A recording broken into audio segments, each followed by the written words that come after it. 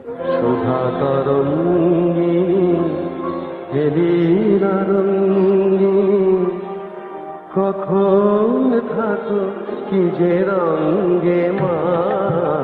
শোভা তরঙ্গিনী Helena রঙ্গিনী, কখন থাকো কি যে রঙ্গে মা।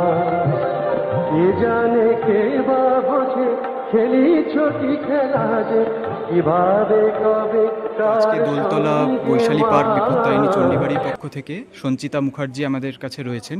তো উনি মায়ের বাড়ির সম্বন্ধে কিছু কথা বলবেন আপনাদের উদ্দেশ্যে। তো আপনি যদি কিছু বলেন। মায়ের কাছে আসুন, আমি বলবো ভক্তদের উদ্দেশ্যে যে মায়ের কাছে আসুন। মন্দির ছোট বড় কিছুই কিন্তু হয় না, মা একজনই।